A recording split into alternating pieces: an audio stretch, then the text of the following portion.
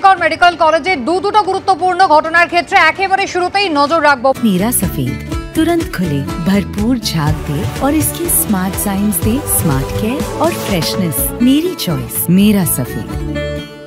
प्रथमत RG Kar medical कॉलेजे चिकित्सक खून और धर्षणेर क्षेत्रे सीबीआई तलबे एबार सीजो कमप्लेक्से पहुंचे गेलेन पानीहाटी तृणमूल विधायक निर्मल घोष और अन्यदिके 27 तारीख सुप्रीम कोर्टे जे शुनानी छिलो सेई शुनानी पिछिए गेल 30 सेप्टेम्बर पर्यन्त। आमादेर प्रतिनिधि प्रकाश सिन्हा रयेछेन आमादेर संगे। शुरूतेई प्रकाश, सीबीआई दफ्तरे पौंछलेन तृणमूल विधायक पानीहाटी तृणमूल विधायक निर्मल घोष।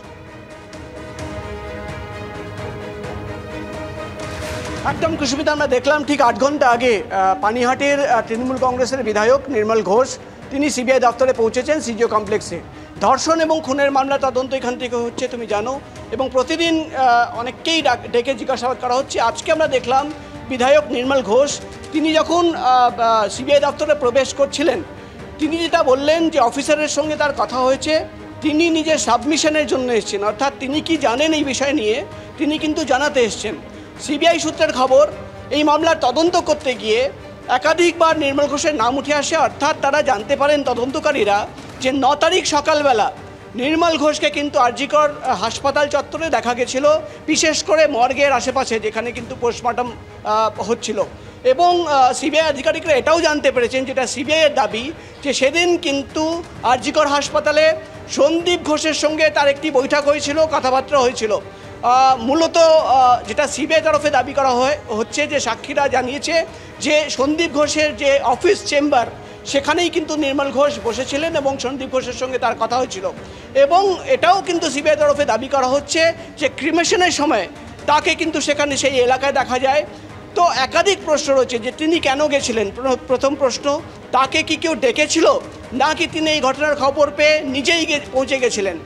তৃতীয় প্রশ্ন, সেখানে গিয়ে তিনি কি দেখলেন বা সেখানে গিয়ে এতক্ষণ ধরে তিনি ছিলেন, তিনি কি করছিলেন, কাদের সঙ্গে তার কথাবার্তা হয়েছিল, এবং বিশেষ করে সন্দীপ ঘোষের সঙ্গে সেদিন তার কি কথা হয়েছিল।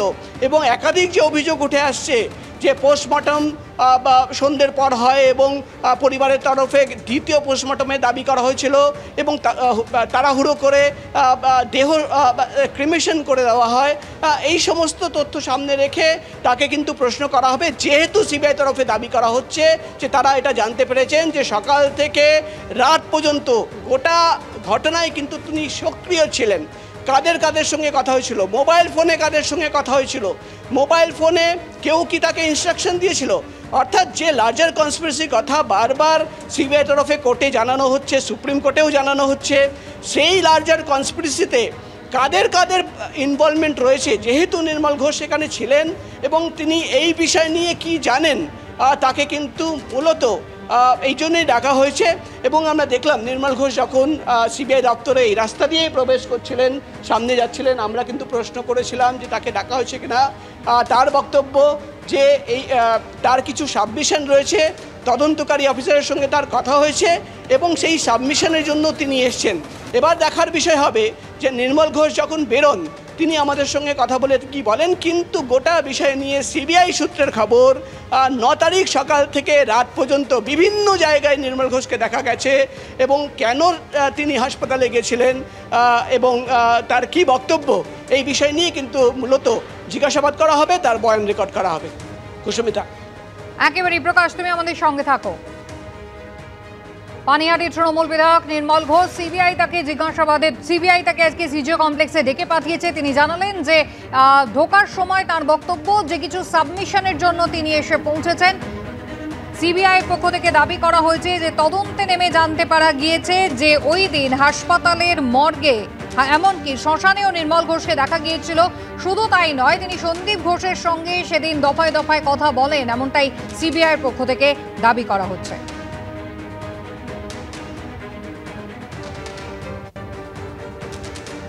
প্রকাশ সিনহা আমাদের প্রতিনিধি সরাসরি রয়েছেন আমাদের সঙ্গে। প্রকাশ, বারবারই আমরা দেখেছিলাম যে আরজিকর মেডিকেল কলেজের প্রসঙ্গ যখন এসেছিল তদন্ত খুন ও ধর্ষণের ঘটনায়, সেখানে বারবারই কিন্তু পানিহাটির তৃণমূল বিধায়ক তার উপস্থিতি নিয়ে একটা প্রশ্ন উঠেছিল যে 9 তারিখ ওই ঘটনার দিন বিভিন্ন জায়গায় তাকে দেখা গিয়েছিল। সেক্ষেত্রে এখনো পর্যন্ত সিবিআই কি জানাচ্ছে, কোন কোন জায়গায় মূলত নির্মল ঘোষ সেদিন উপস্থিত ছিলেন বলে সিবিআই এর কাছে খবর রয়েছে? দেখো, তোমাকে বলে দিই, মূলত 3-4টে বড় প্রশ্ন রয়েছে, বড় জিজ্ঞাসা রয়েছে, যেটা সিবিআই এর সূত্র মারফত আমরা জানতে পারছি, যেটা কিন্তু নির্মল ঘোষ কাছ থেকে জানতে চাইবেন সিবিআই এর গোয়েন্দারা। মূলত তিনি সেই হাসপাতালে কি করতে গেছিলেন? পানিহাটির তিনি বিধায়ক, তার এলাকা পানিহাটি এলাকা, কেন তিনি সেখান থেকে অনেকটা দূরে আরজিকর হাসপাতালে একটি ঘটনা ঘটেছে, কেন সেখানে তিনি পৌঁছে গেলেন? তাহলে কি তাকে কেউ নির্দেশ দিয়েছিল যে তুমি হাসপাতালে যাও, নাকি তিনি সেখানে নিজে পৌঁছে গেছিলেন? ফোনে কাদের সঙ্গে কথা হয়েছিল? ইতিমধ্যেই যেটা সিবিআই সূত্রের খবর, একাধিক মোবাইল ফোনের কল রেকর্ড বার করা হয়েছে। কোর্টে গিয়ে সিবিআই তরফ এটাও দাবি করা হয় যে কল রেকর্ড খতিয়ে দেখার পর একাধিক নতুন নাম সামনে এসছে এবং সেই নতুন নাম সামনে রেখেই কিন্তু তারা তদন্ত চালিয়ে যাচ্ছে, জিজ্ঞাসা করার জন্য একাধিক ব্যক্তিদের ডাকছে। এবং যেটা সবচেয়ে ইম্পর্টেন্ট, সন্দীপ ঘোষ তিনি কিন্তু এখন সিবিআই কাস্টাডিতে এই অফিসেই রয়েছেন।